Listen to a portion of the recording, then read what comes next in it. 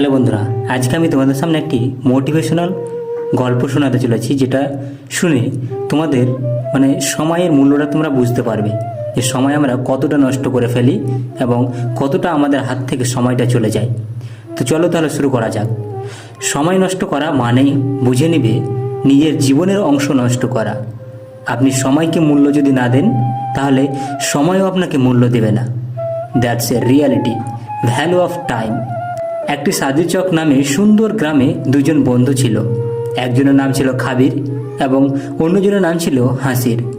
দুজনেই ছোটবেলা থেকে খুব ভালো বন্ধু এবং পড়াশোনাতেও খুব ভালো ছিল। একজন ক্লাসে প্রথম হলে অন্যজন দ্বিতীয় হতো প্রতিটি ক্লাসে। গ্রামের সবাই তাদের দুজনকে অনেক ভালোবাসে। দুই বন্ধুরই স্বপ্ন তারা অনেক বড় হবে, দুই বন্ধু মিলে ঘুরে বেড়াবে সারা বিশ্বে। স্বপ্নগুলো নিয়ে তারা দুজনেই প্রায় আলোচনা করত, কবে যে তাদের এমন দিন আসবে যে তারা সারা বিশ্ব ভ্রমণ করতে পারবে। এইভাবে করে তারা দুই বন্ধু বড় হতে লাগলো। দেখতে দেখতে এসএসসি পরীক্ষা চলে আসলো। দুজনেই একসাথে খুব ভালোভাবে এসএসসি পরীক্ষা দিল। এসএসসি পরীক্ষার পর তারা একসাথে তাবলিগে গেল 7 দিনের জন্য।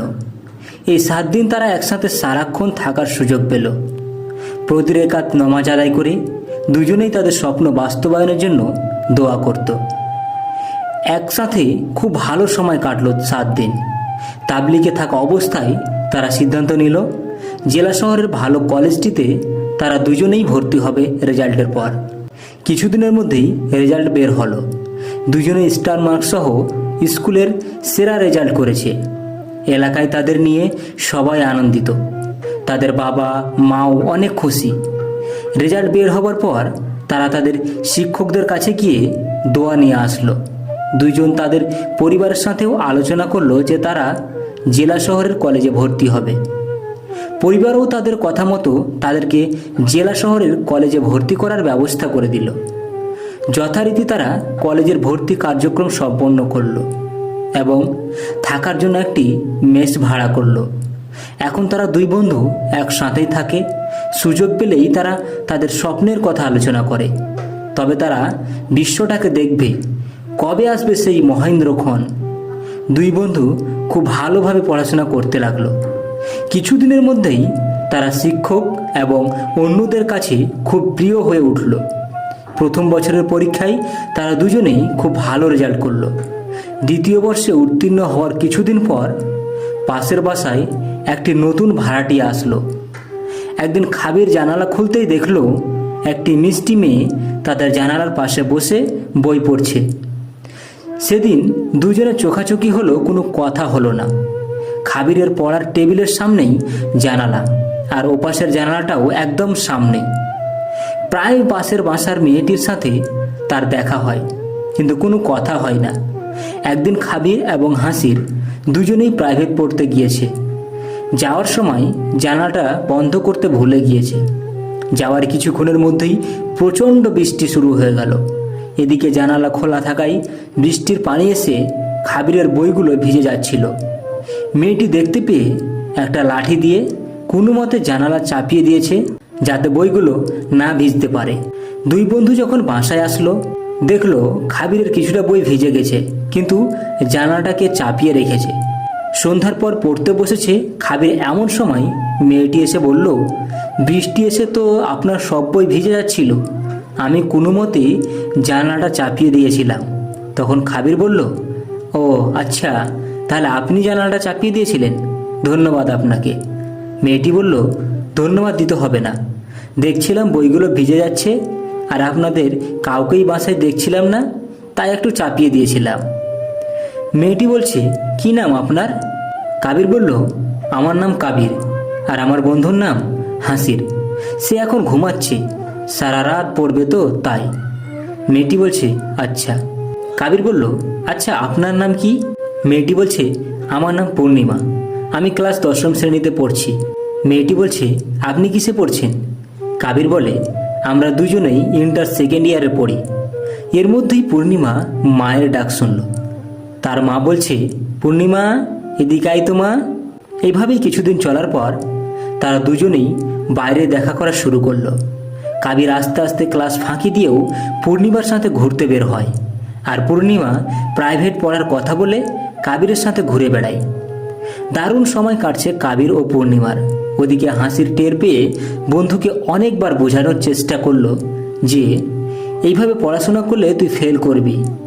এই শুনে কাবির বলল, আরে এটাই তো সময় লাইফ এনজয় করার, এখন না করলে কি বুড়ো হয়ে করবো নাকি। উল্টো হাসিরকেই কাবির বুঝায় লাইফটা এনজয় কর। কাবির হাসিরকে বলে, পূর্ণিমার একটা ফ্রেন্ড আছে, তুই ওর সাথে সময় কাটাতে লাগ। এইভাবে কাবির তার বেশিরভাগ সময় পূর্ণিমার সাথে ঘুরে বেড়ায়, আর হাসির সারা দিন রাত পড়াশোনায় ব্যস্ত থাকে।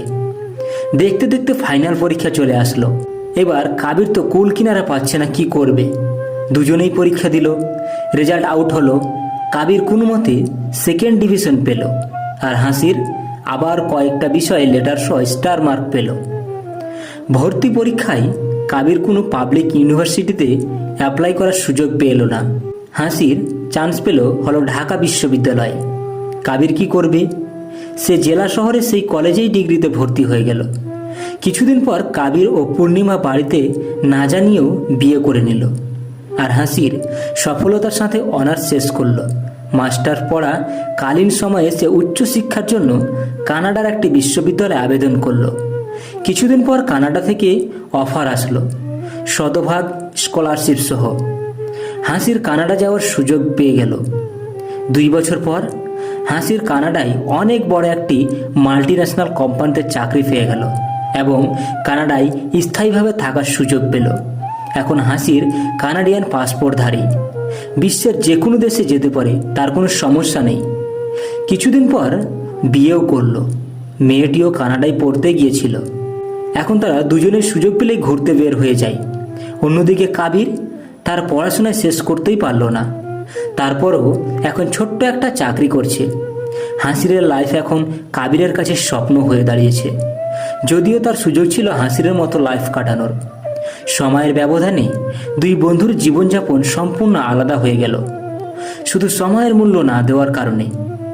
সময়ের সঠিকভাবে ব্যবহার না করলে তার মূল্য সারা জীবন ভোগ করতে হবে, যেমন কাবির এখন করছে। তাই সময়ের মূল্য যথাযথ দিতে হবে, কারণ সময়কে মূল্য না দিলে সময় কিন্তু আপনাকে মূল্য দেবে না। প্রতিটি মুহূর্তকে সঠিকভাবে মূল্যায়ন করুন। সময় চলে গেলে আর সেটাকে আর কখনো ফিরিয়ে পাওয়া যাবে না। একটি মোটিভেশনাল ছোট্ট গল্প যা আপনার জীবনকে পরিবর্তন করে দিতে পারে। তো বন্ধু, সময় নষ্ট না করে সময়টাকে ভালোভাবে কাজে লাগাও, তাহলে তুমি একদিন সেই সাকসেস করতে পারবে বা তুমি সেই উচ্চ শিখরে পৌঁছাতে পারবে। বন্ধু, এই ছিল আজকের ভিডিওটা ভালো লাগলে ভিডিওটাতে একটা লাইক করে বন্ধুদের সাথে অবশ্যই শেয়ার করে দিবেন। আর চ্যানেলে নতুন হয়ে থাকলে চ্যানেলটাকে সাবস্ক্রাইব করে পাশে থাকা বেল আইকনটি অন করে দিবেন। দেখা হচ্ছে পরের ভিডিওতে। ততক্ষণের জন্য সবাই ভালো থাকবেন, সুস্থ থাকবেন। ধন্যবাদ।